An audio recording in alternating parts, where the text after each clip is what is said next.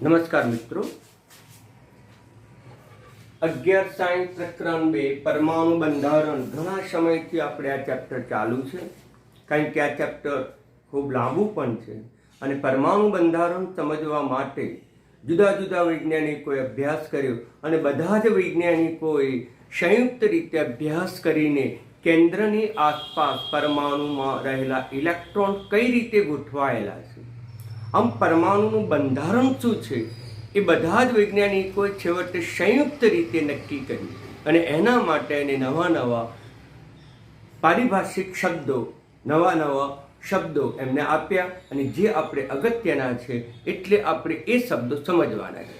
શરૂઆતથી જ આપણે પરમાણુ બંધારણ શીખ્યા. રુધરફોર્ડે પ્રયોગ કર્યો, ખોટો સાબિત થયો. ત્યાર પછી ધ બોગલીનો પ્રયોગ આવ્યો અને ત્યાર પછી હાઇઝનબર્ગ પણ આવ્યો. હાઇડ્રોજન વર્ણપટ પણ આપણે સમજ્યા. આમ પરમાણુનું ચોક્કસ બંધારણ નક્કી કરી શકાયું નહોતું, સમજૂતી આપી શકાતી હતી. પરંતુ પરમાણુનું બંધારણ સંપૂર્ણ નક્કી કરવા માટે એમને દરેક વૈજ્ઞાનિકોએ પોતાનો સંયુક્ત રીતે ફાળો આપીને પરમાણુનું સમગ્ર બંધારણ નક્કી કર્યું. તો એ પરમાણુના બંધારણમાં કેન્દ્રમાં પ્રોટોન, ન્યુટ્રોન છે અને તેની આસપાસ ઇલેક્ટ્રોન છે. પરંતુ એનું સ્થાન શું, ઇલેક્ટ્રોન ક્યાં આવેલો છે, એનું સંપૂર્ણ વર્ણન કરવા માટે વિદ્યાર્થી મિત્રો આજે આપણે અગત્યના કેટલાક શબ્દોની ચર્ચા કરીશું. બરાબર સમજી લેજો. અને હવે પછીના શબ્દો એ તમારે યાદ રાખવા જ પડશે. તો પહેલો શબ્દ છે કક્ષા. કક્ષા એટલે શું? તો કેન્દ્ર છે. આ કેન્દ્રની આસપાસ ઇલેક્ટ્રોન ભ્રમણ કરે છે. આ ઇલેક્ટ્રોન જે ભ્રમણ કરે છે, પરિભ્રમણનો જે માર્ગ છે, એને આપણે કક્ષા તરીકે ઓળખીશું.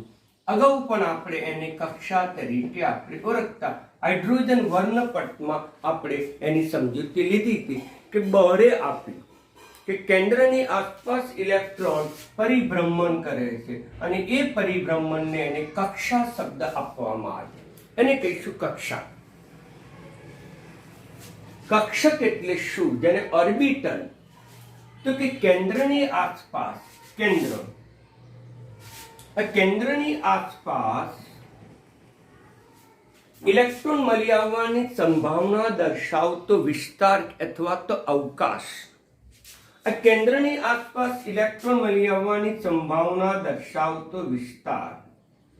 મિત્રો, આ જે ટપકું છે એ વાસ્તવમાં ઇલેક્ટ્રોન બતાવે છે.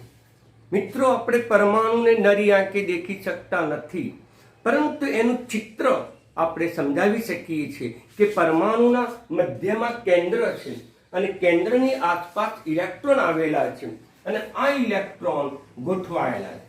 પરિણામે ઇલેક્ટ્રોન મળી આવવાની સંભાવના મહત્તમ હોય તે વિસ્તારને કક્ષક કહેવામાં આવે. તો મિત્રો, આને આપણે કક્ષક કહીશું.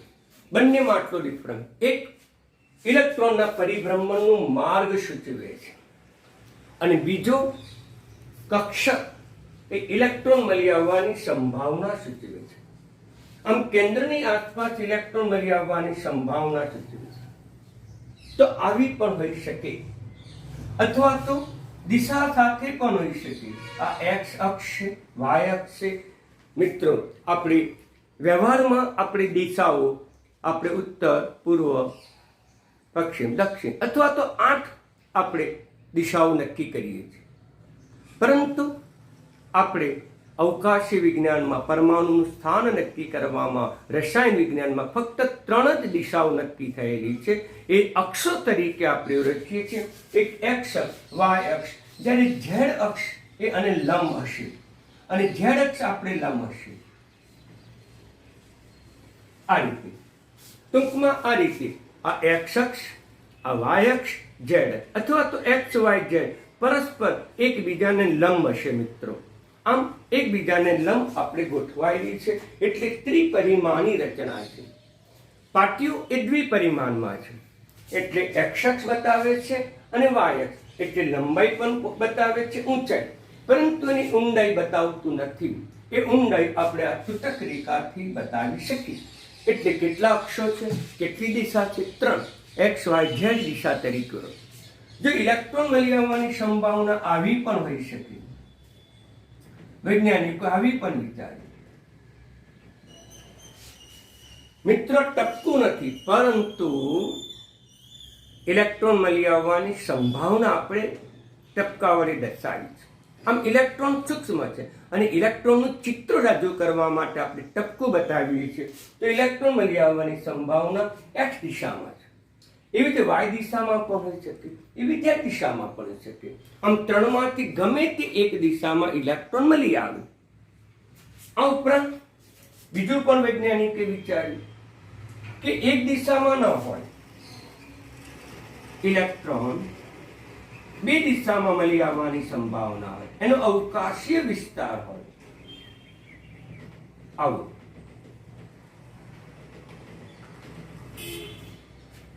સમજી લો મિત્રો. તો ઇલેક્ટ્રોન મળી આવવાની સંભાવના વિવિધ રીતે વૈજ્ઞાનિકો વિચારી. એક તો કેન્દ્રની આસપાસ વર્તુળાકાર માર્ગમાં હોઈ શકે.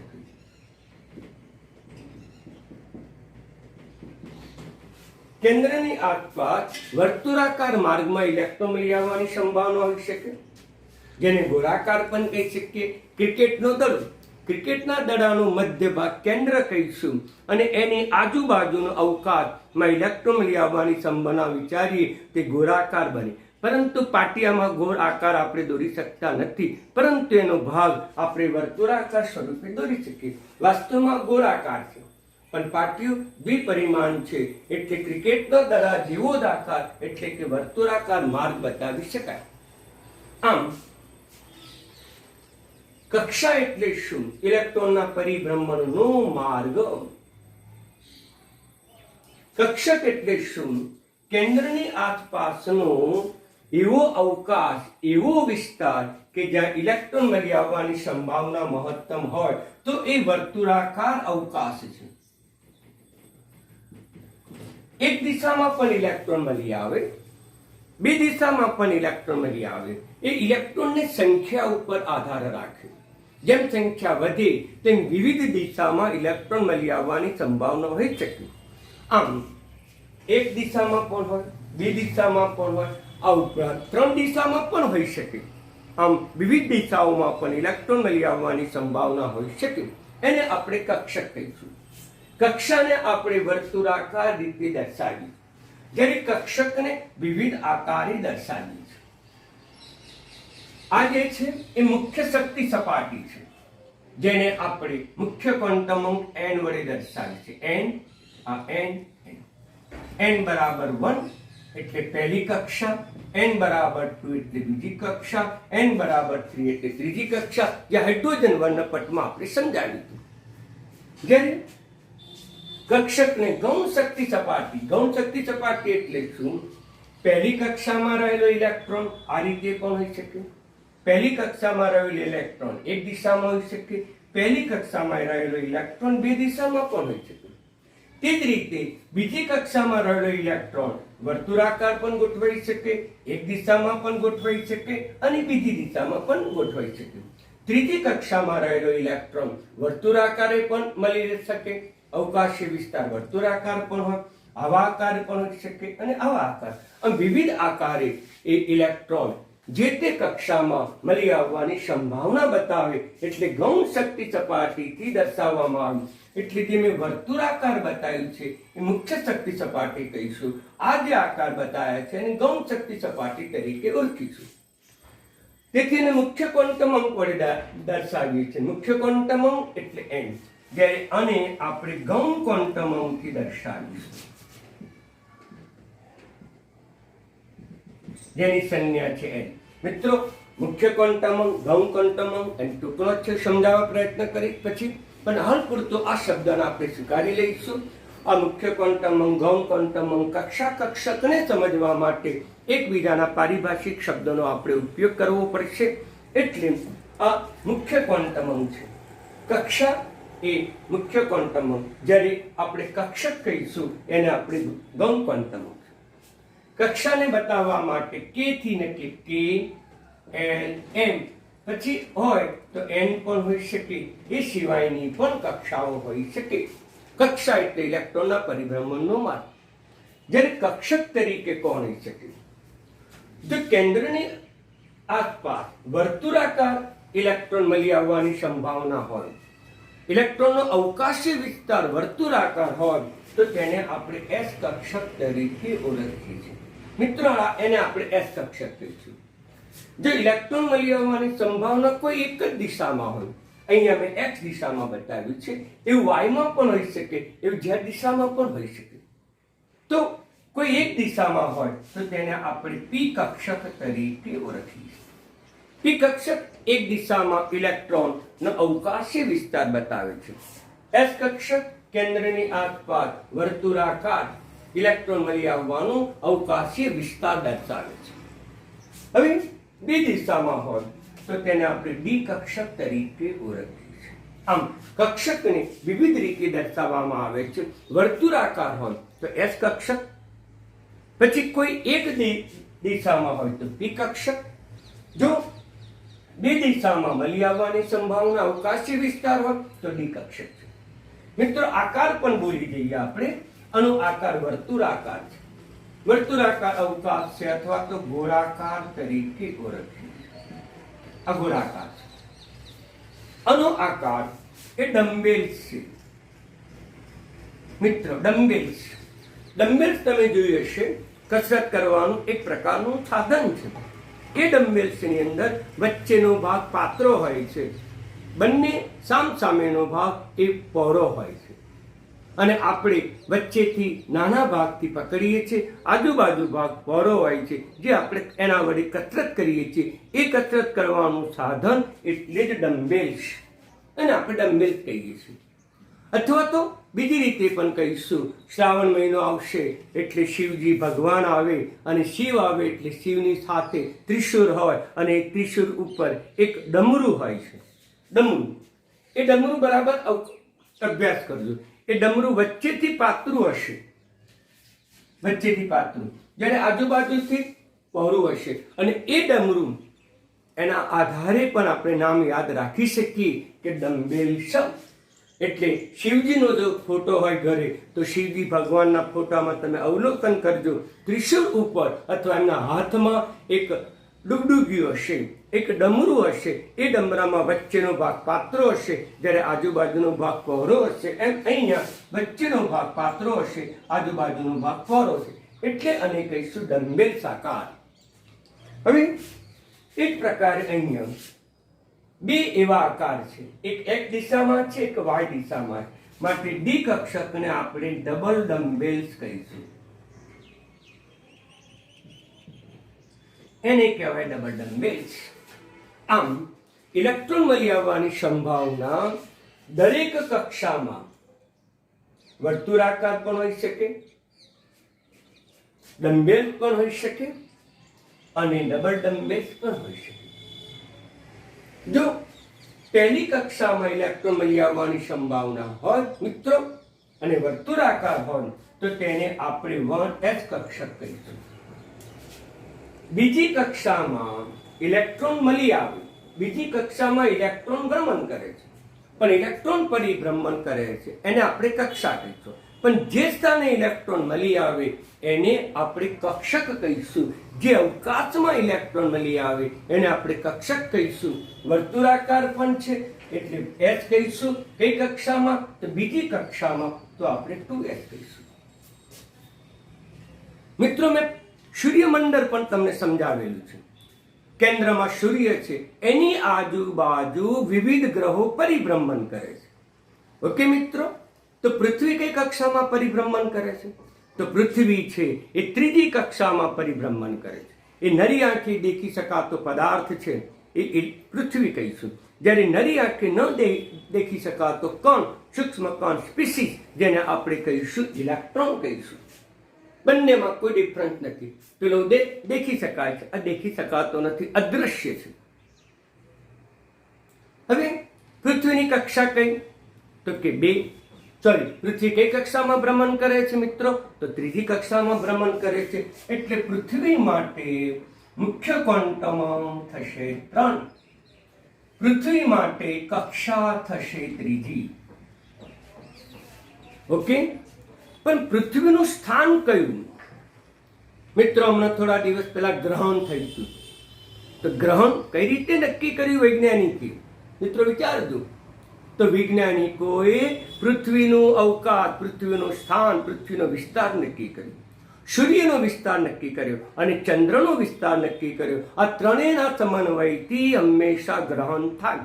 તો વિચાર કરો કે સમગ્ર બ્રહ્માંડમાં પૃથ્વીનું અવકાશીય વિસ્તાર નક્કી કરી શકીએ છીએ, પૃથ્વીનું સ્થાન નક્કી કરી શકીએ છીએ, અને સ્થાન એટલે જ પૃથ્વીનું કક્ષક. પણ પૃથ્વીના પરિભ્રમણનો માર્ગ એટલે કક્ષા. આમ પૃથ્વી ત્રીજી કક્ષામાં ભ્રમણ કરે છે, અને ત્રીજી કક્ષામાં ભ્રમણ કરતો હોવાને પરિણામે પૃથ્વીની કક્ષા કહીશું 3. પરંતુ પૃથ્વી જે સ્થાને મળી આવે અવકાશમાં, સમગ્ર બ્રહ્માંડમાં જે વિસ્તારમાં પૃથ્વી મળી આવે એ વિસ્તારને કહીશું કક્ષક.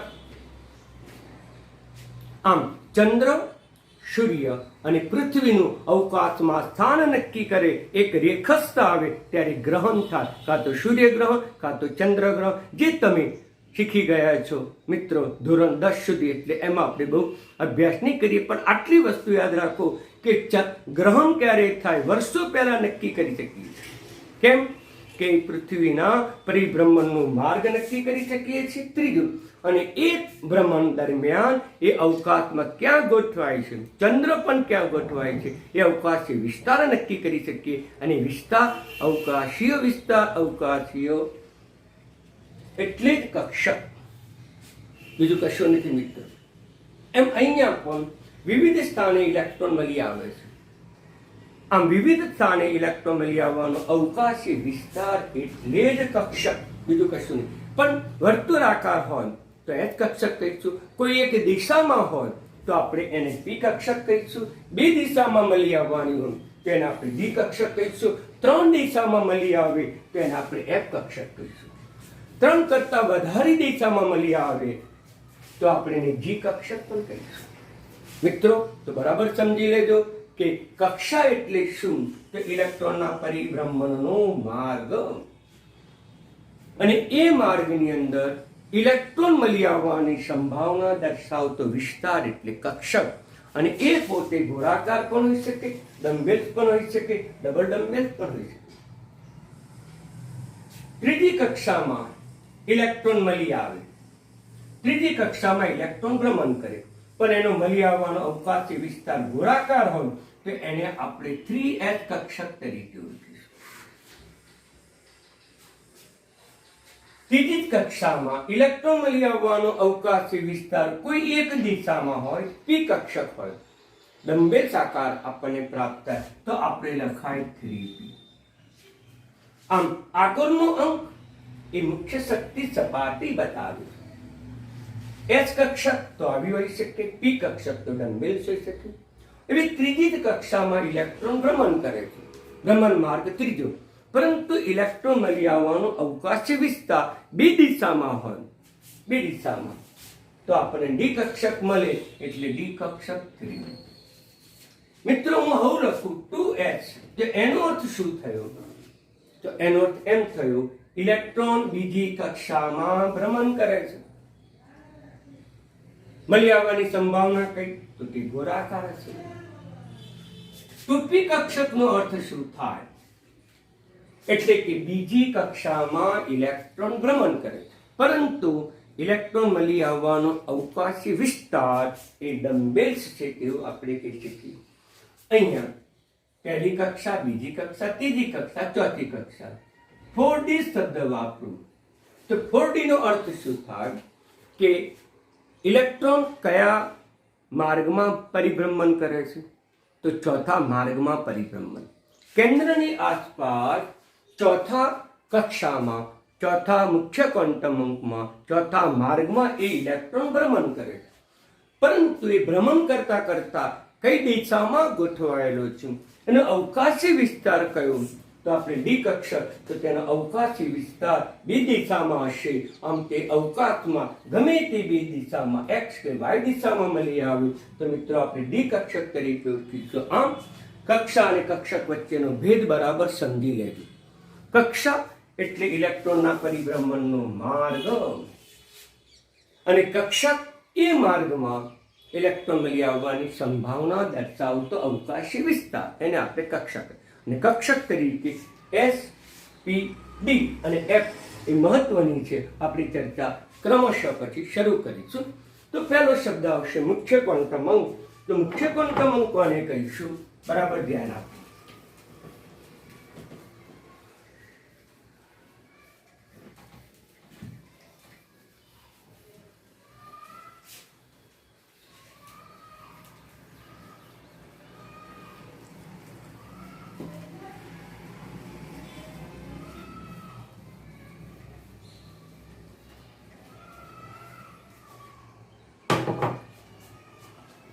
તો પહેલું તો ચર્ચા કરીએ ક્વોન્ટમ અંક. ક્વોન્ટમ અંક કોને કહેવાય? તો કેન્દ્રની આસપાસ ઇલેક્ટ્રોન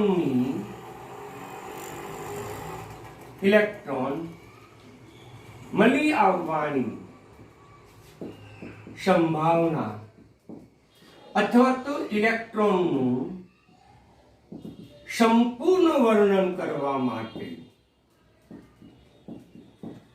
કેન્દ્રની આસપાસ ઇલેક્ટ્રોનનું સંપૂર્ણ વર્ણન કરવા માટે એટલે કે એનું સ્થાન, એની કક્ષા, એનું ભ્રમણ સંપૂર્ણ વર્ણન કરવા માટે વપરાતા અંકોને ક્વોન્ટમ અંક કહે છે. મિત્રો બરાબર વિચારજો કે કેન્દ્રની આસપાસ ઇલેક્ટ્રોન મળી આવે એનું સંપૂર્ણ વર્ણન કરવા માટે ઇલેક્ટ્રોન કઈ કક્ષામાં ભ્રમણ કરે છે, ઇલેક્ટ્રોનનું સ્થાન કયું, કયા પ્રકારનું ભ્રમણ કરે છે. જેવી રીતે ઇલેક્ટ્રોન એ ઘડિયાળના કાંટાની દિશામાં પણ ભ્રમણ કરે, ઘડિયાળના કાંટાની વિરુદ્ધ દિશામાં ભ્રમણ કરે. આમ કયું ભ્રમણ કરે છે? ઘડિયાળના કાંટાની દિશામાં ક્લોકવાઇઝ અથવા તો એન્ટી ક્લોકવાઇઝ એ પણ નક્કી કરવા માટે ક્વોન્ટમ અંકની જરૂર પડે છે. ટૂંકમાં હવે ઇલેક્ટ્રોનનું સ્થાન, કેન્દ્રની આસપાસ ઇલેક્ટ્રોનનું સંપૂર્ણ વર્ણન કરવા માટે વૈજ્ઞાનિકોએ આંકડાઓનો ઉપયોગ કર્યો, અંકોનો ઉપયોગ કર્યો, એટલે એને આપણે કહીશું ક્વોન્ટમ અંક. વિચારો, વૈજ્ઞાનિકોએ કેન્દ્રની આસપાસ ઇલેક્ટ્રોનનું સંપૂર્ણ સ્થાન નક્કી કરી શક્યા છે અને એ સ્થાન નક્કી કરવા માટે, વર્ણન કરવા માટે, અભ્યાસ કરવા માટે, સરળતા માટે અંકો નક્કી કર્યા. એને આપણે ક્વોન્ટમ અંક તરીકે ઓળખીશું. તો પહેલો ક્વોન્ટમ અંક છે મુખ્ય ક્વોન્ટમ અંક. મુખ્ય ક્વોન્ટમ અંક. બીજો શબ્દ છે ગૌણ ક્વોન્ટમ અંક. ત્રીજો છે કોણીય વેગમાન, ચુંબકીય ક્વોન્ટમ અંક.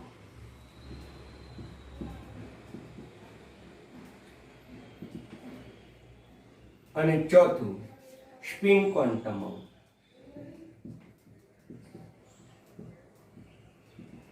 મિત્રો, આમ 4 પ્રકારના ક્વોન્ટમ અંકો. મુખ્ય ક્વોન્ટમ અંકને આપણે n વડે દર્શાવીશું. ગૌણ ક્વોન્ટમ અંક. ગૌણ ક્વોન્ટમ અંકનું બીજું નામ છે કોણીય વેગમાન ક્વોન્ટમ અંક.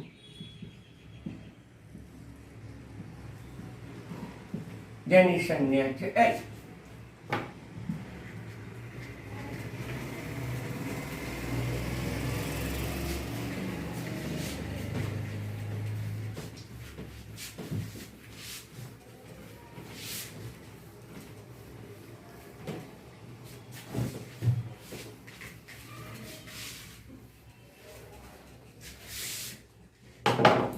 ચુંબકીય ક્વોન્ટમ અંક એની સંજ્ઞા છે m અને સ્પિન ક્વોન્ટમ અંક છે એની સંજ્ઞા છે s. આમ n એ મુખ્ય ક્વોન્ટમ અંક, n કોણીય વેગમાન ક્વોન્ટમ અંક, આ ચુંબકીય ક્વોન્ટમ અંક, આમ સ્પિન ક્વોન્ટમ અંક તરીકે ઓળખીશું. હવે મુખ્ય ક્વોન્ટમ અંક.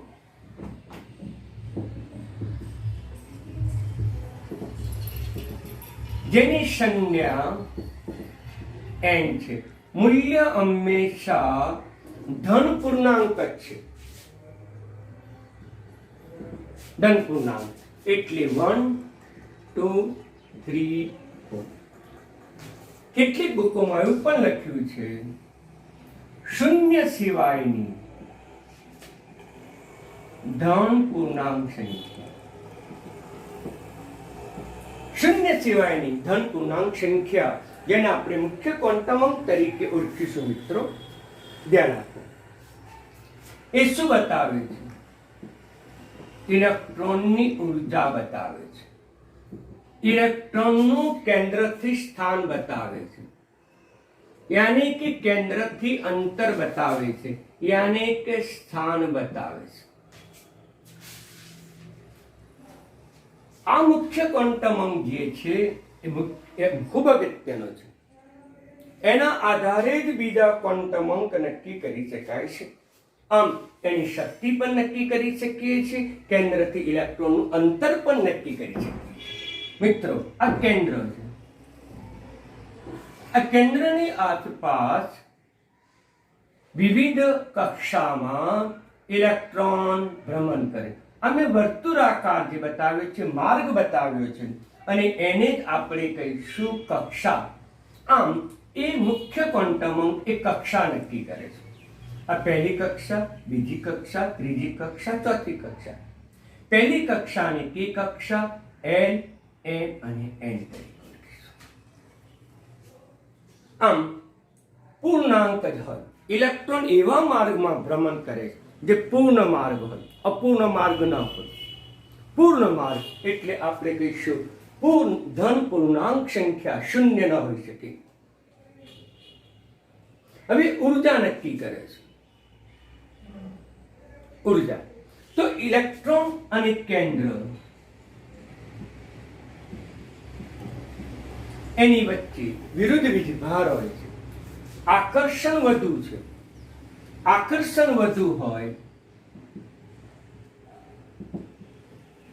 તો એની ઉર્જા ઓછી હશે.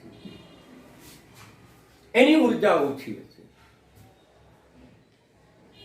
તો આમ ઇલેક્ટ્રોનની ઉર્જા En ચલે છે. મુખ્ય ક્વોન્ટમ અંક. જેમ મુખ્ય ક્વોન્ટમ અંક વધુ તેમ ઇલેક્ટ્રોનની ઉર્જા વધુ. આ કેન્દ્ર છે, આ ઇલેક્ટ્રોન છે.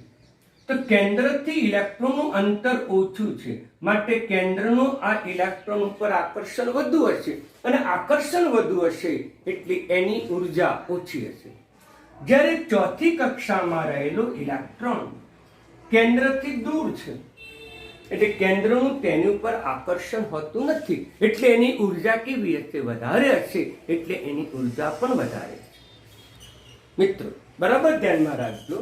તો જેમ મુખ્ય ક્વોન્ટમ અંક વધુ તેમ ઇલેક્ટ્રોનની ઉર્જા વધુ. આ તો તમે વર્ગખંડની અંદર પણ અભ્યાસ કરી શકો.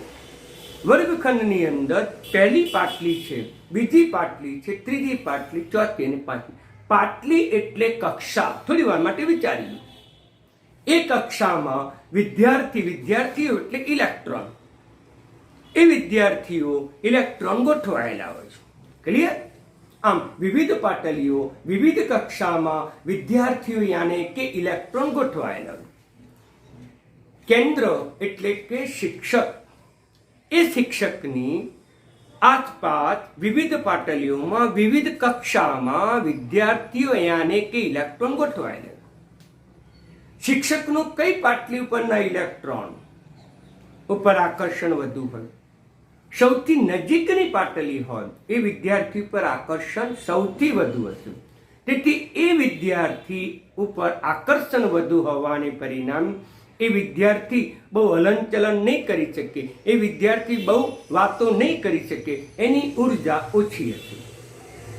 પરંતુ છેલ્લી પાટલી ઉપર વિદ્યાર્થી બેઠો હોય તો કેન્દ્રનું છેલ્લી પાટલી ઉપર બેઠેલા ઇલેક્ટ્રોન ઉપર શિક્ષકનું છેલ્લી પાટલી ઉપર બેઠેલા વિદ્યાર્થી ઉપર આકર્ષણ હોતું નથી, ઓછું આકર્ષણ હોય. તેથી છેલ્લી પાટલી ઉપર બેઠેલો વિદ્યાર્થી થોડી ઘણી વાતો પણ કરી શકે, થોડી ઘણી બિનજરૂરી શૈક્ષણિક પ્રવૃત્તિ પણ કરી શકે. આમ કેમ કરી શકે?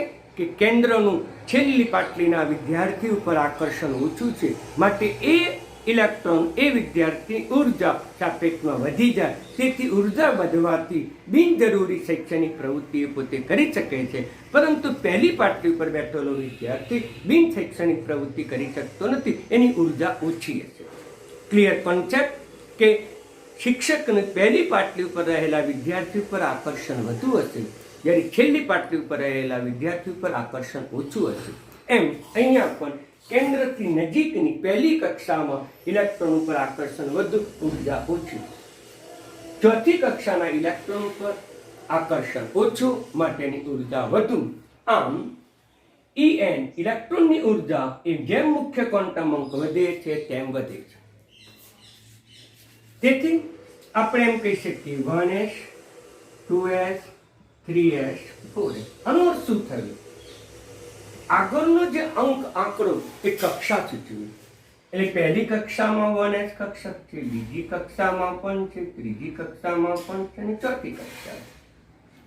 તો પછી એનો ઉર્જા સ્તર ગોઠવવો છે એમસીક્યુમાં. તો કોની ઉર્જા સૌથી વધુ હશે? તો જેનો ક્વોન્ટમ અંક વધુ હશે એની ઉર્જા સૌથી વધુ હશે. એટલે 4s કક્ષકની ઉર્જા સૌથી વધુ હશે, એના કરતા 3s, એના કરતા 2s. મિત્રો, આવા ઘણા બધા એમસીક્યુ તમને પૂછી શકે. જો તમે ટોપિકની સમજૂતી બરાબર લઈ શકો તો તમે સરળતાથી સમજી શકો. હવે અંતર પણ કહી શકીએ. અંતર જેને કહીશું r, એ પણ મુખ્ય ક્વોન્ટમ અંકના સમપ્રમાણમાં છે.